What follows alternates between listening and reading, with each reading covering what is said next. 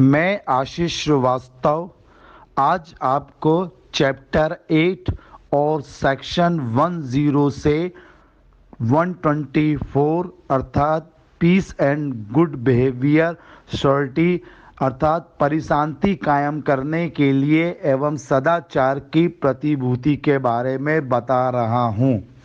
ये सेक्शंस जो है प्रैक्टिकल में ज़्यादातर जब किसी अपराधी को कन्वेंशन दोषित हुआ है या होने की संभावना है या किसी ने कोई ऑफेंस किया है या फिर शांति भंग होने वाली है, पीस भंग होने वाली है, तो इसके लिए पीस एंड गुड बिहेवियर का बाउंड भराया जाता है। ज़्यादातर केसेस में तहसील कार्यालयों में, गांव और तहसील कार्यालयों में ये बाउंड बहुत भरवाया जाता है और आजकल शहरों में भी इसका प्रचलन बहुत ज़्यादा बढ़ चुका है। जैसे कोई दंगा होने की संभावना है, कोई अपराध करने की संभावना है, कोई गुड बिहेवियर में नहीं है या कोई पीस में नहीं, शांति नहीं है, तो ऐसे व्यक्तियों को एक बाउंड भरवाया जाता है कि आप ऐसा अपराध कर चुके हैं तो दोबारा नहीं करेंगे और करने की संभावना है तो अब आप नहीं करेंगे। ऐसे व्यक्तियों के खिलाफ बाउंड भरवाया जाता है।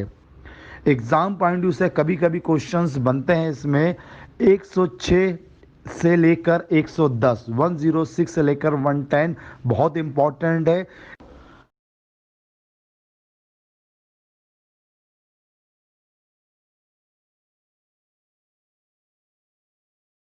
अब हम देखते हैं पीस एंड गुड बिहेवियर के लिए, पीस एवं गुड बिहेवियर के लिए श्योरिटी कौन कौन से सेक्शंस में हैं।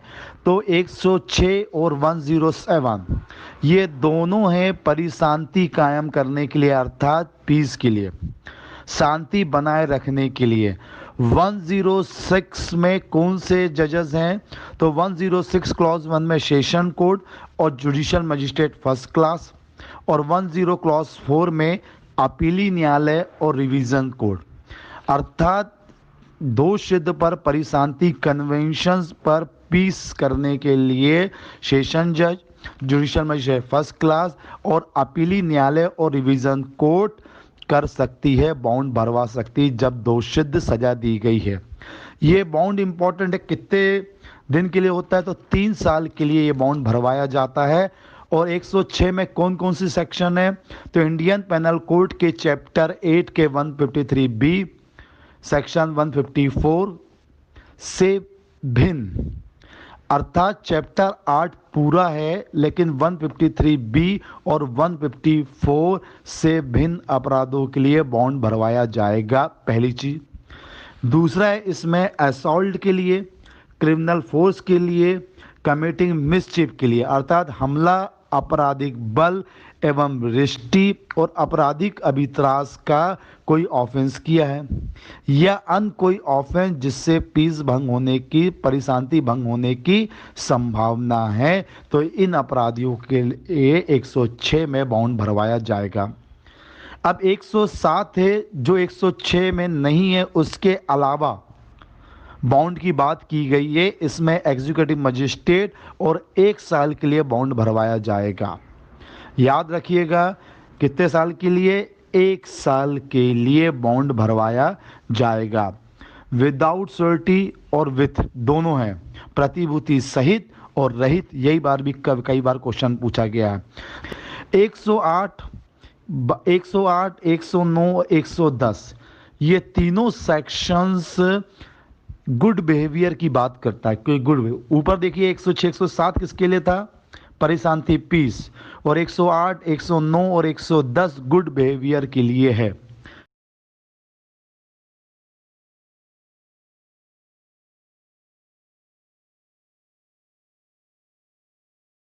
एक 108 बात करता है राजद्रोहात्मक बातें फैलाने के लिए जो राज के खिलाफ है। कौन सा मजिस्ट्रेट देगा? एग्जीक्यूटिव मजिस्ट्रेट देगा। चाहे वो मौखिक हो या लिखित, राज के खिलाफ कोई बातें फैलाई गई हैं जो सेक्शंस आईपीसी की 124A, 153A, 153B और 295 के अधीन कोई ऑफेंस हो, या फिर ऐसे जब कोई न्यायाधीश कार्य कर रहा हो या कोई ड्यूटीज कर रहा हो, उसके खिलाफ कोई मानहानि, डिफर्मेशन या आपराधिक अभित्रास का कोई ऑफेंस किया है, या इंडियन पेनल कोड की सेक्शन 292 के अधीन कोई ऑफेंस किया है, तो 108 के अंतर्गत गुड बिहेवियर के लिए बॉन्ड भराया जाएगा 1 वर्ष के लिए। इसके बाद आता है 109 ये भी गुड बिहेवियर के लिए है। सस्पेंस्टेड पर्सन मतलब संदिग्ध व्यक्ति लगता है कि जहां कोई कॉजनेबल ऑफेंस संज्ञेय अपराध कर रहा है या करने की संभावना है, तो एग्जीक्यूटिव मजिस्ट्रेट एक बाउंड भरवाता है 1 साल के लिए। प्रैक्टिकल में 109 बहुत यूज़ होती है कि ये ज़्यादातर चुनाव में, जब चुनाव होने होते हैं, खास कभी गांव में पंचायत चुनाव में ज़्यादातर ये लोगों में लगाई जाती है जहां संज्ञेय अपराध होने की, कॉजनेबल ऑफेंस होने की संभावना है। 110 अभ्यासिक अपराधियों के लिए जो लगातार अपराध करते हैं तो करने की संभावना है, तो उनको एक गुड बिहेवियर के लिए फॉर्म भराया जाता है। सज़ा के साथ साथ या संभावना है तो एक बाउंड भरवा दिया जाता है। खासकर जो चोर होते हैं, फोर्जरी का काम करते हैं, हाउस ट्रेसपास के काम करते हैं, एक्सटेंशन प्रॉपर्टी, चुराई संपत्ति का बार बार ऑफेंस करते हैं, किडनैपिंग करते हैं, चीटिंग करते हैं, मिसचीफ करते हैं, या चैप्टर 12 के अधीन 489A से लेकर BCD के अधीन कोई ऑफेंस है। ऐसे बहुत से ऑफेंसेस लिस्ट में देख लीजिएगा 110 में। ऐसे लोगों के लिए गुड बिहेवियर का बॉन्ड भराया जाता है। इसमें बॉन्ड है 110 में 3 साल का। याद रखिएगा 106 में 3 साल का था, उसके बाद 110 में 3 साल का। ये बॉन्ड और टाइटल बहुत इंपॉर्टेंट है, बाकी सब में 1-1 साल का। अब कभी कभी पूछा जाता है इस चैप्टर का मतलब है चैप्टर, देखिए चैप्टर 8। इस चैप्टर में किसी व्यक्ति को पर्सनल अटेंडेंस से छूट मिल सकती है, व्यक्ति हाजिर से छूट मिल सकती है, तो कौन सी सेक्शन में है? 115 में। मतलब आप नहीं आ रहे हैं, वकील ही आपका बाउंड भर दे रहा है। यहाँ कहाँ पे प्रावधान है? 115 में बताया गया है। अब 116 में बताया गया है कि जब ये बाउंड भराया जाता है या शिकायत होती है तो इसकी इंक्वायरी कैसे की जाएगी, जांच कैसे की जाएगी। तो 116 में देखिए एक बाउंड भरवाया जाता है, तब कौन से मामले की प्रोसीडिंग अपनाई जाएगी? तो 116 के क्लॉज 2 में दिया गया है संबंध मामलों की प्रोसीडिंग अपनाई जाएगी। ये इंपॉर्टेंट है। इसके बाद 116 का 116 का क्लॉज 6 इंपॉर्टेंट है कि ये जांच कितने दिन के अंदर पूरी की जाएगी। ये कई बार पूछा गया है। तो 6 महीने के अंदर इसकी जांच कंप्लीट की जाएगी। यदि इसके और 6 महीने बाद ऑटोमेटिक ये समाप्त हो जाता है। प्रैक्टिकल में देखिएगा, तहसील में जो वकालत कर रहे हैं उनके लिए बहुत इंपॉर्टेंट है। 6 महीने तक बॉन्ड भरवाया जाता है कि आप 6 महीने तक आप अपने को, मतलब जिसमें 1 साल के लिए तो है, लेकिन ये प्रोसीडिंग कितनी 6 महीने तक बुलाई जाती है। इसमें कोर्ट में हर महीने पेशी होती है, या 2 महीने बाद, 3 महीने बाद हर बार पेशी होती रहती है। लगातार 6 महीने तक बुलाया जाता है कार्यपालक मजिस्ट्रेट के यहाँ, और उसके बाद ऑटोमेटिक समाप्त हो जाती है। लेकिन अब इसको आगे बढ़ाना चाह रहे हैं 6 महीने को, तो सेशन न्यायालय इसे ही कर सकता है क्लॉज 7 में। यदि क्लॉज 6 का कोई आदेश दिया उसे समाप्त करना है या उसको आगे बढ़ाना है, तो सेशन न्यायाधीश की परमिशन से ही ऐसा किया जाएगा।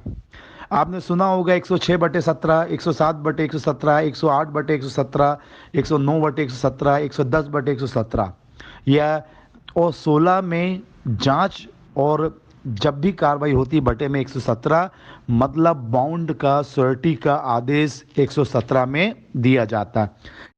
अब प्रश्न उठता है कि बाउंड की अवधि कब से चालू होगी? तो सेक्शन 119 119 के अनुसार बाउंड की अवधि 106 में तब चालू होगी जब दंडादेश पूरा हो गया हो। अर्थात यदि किसी को 3 साल की सजा दी गई है तो 3 साल कंप्लीट होने के बाद बॉन्ड की अवधि चालू होगी। अन्य दशाओं में 107, 108, 109, 110 में उस तारीख से आरंभ होगी जिस तारीख से मजिस्ट्रेट साहब ने या किसी जज साहब ने कोई आदेश दिया है और कोई तारीख लिखी हो, उस तारीख से चालू होगी। अब प्रश्न उठता है कि श्योरिटी न देने पर कैसा कारावास होगा, कितने वर्ष का कारावास होगा। तो 122 के अनुसार श्योरिटी न देने पर, प्रतिभूति न देने पर 3 वर्ष से अधिक का कारावास नहीं होगा। 122 क्लॉज 3 के अनुसार 3 वर्ष से अधिक का कारावास नहीं होगा। यदि 1 वर्ष से अधिक प्रतिभूति देने का, बॉन्ड भरने का आदेश किसी मजिस्ट्रेट ने दिया है और कोई व्यक्ति प्रतिभूति नहीं देता है, तो वारंट जारी करा जाएगा और उसको तब तक जेल में कस्टडी में रखा जाएगा जब तक सेशन न्यायालय कोई अदर आदेश ना दे दे 122 क्लॉज 2 के अनुसार। अब प्रश्न उठता है कि कारावास कैसा होगा, सादा होगा कि सादा और कठिन होगा। तो 122 के क्लॉज 7 के अनुसार पीस, परिशांति कायम करने के लिए कारावास कैसा होगा, सादा होगा। पीस मतलब 106 और 107। सदाचार के असफल रहने से कारावास कैसा होगा, गुड बिहेवियर का बॉन्ड न भरने से कारावास कैसा होगा। 108 के अधीन सादा होगा, 109 और 110 के अधीन कठिन भी हो सकता और सादा भी, जैसा मजिस्ट्रेट साहब आदेश करें। याद रखिएगा, ये इम्पोर्टेंट है, छोटी छोटी गलती हो जाती है। अब किसी को कस्टडी में, कारावास में भेजा गया है तो छोड़ कौन सकता है। 123 क्लॉज 2 के अनुसार हाई कोर्ट और सेशन न्यायालय, ये दोनों ही लोग प्रतिभूति बॉन्ड में असफल रहने में किसी को कारावास दिया गया है तो उससे छोड़ सकते हैं हाई कोर्ट और सेशन न्यायालय। याद रखिएगा, ये छोड़ सकेंगे। यदि कार्यपालक मजिस्ट्रेट के मामले में जिला मजिस्ट्रेट भी छोड़ सकते हैं और यहाँ तक कि सीजीएम, चीफ जुडिशियल मजिस्ट्रेट द्वारा भी ऐसा आदेश दिया जा सकता है। तो हाई कोर्ट, सेशन न्यायालय और जिला मजिस्ट्रेट और सीजीएम, मुख्य न्यायिक मजिस्ट्रेट इसे छोड़ सकते हैं 123 के क्लॉज 2 के अनुसार और बाउंड को रद्द भी कर सकते हैं। 123 के क्लॉज 9 के अनुसार बाउंड को रद्द कौन कर सकता है, उच्च न्यायालय और सेशन कोर्ट।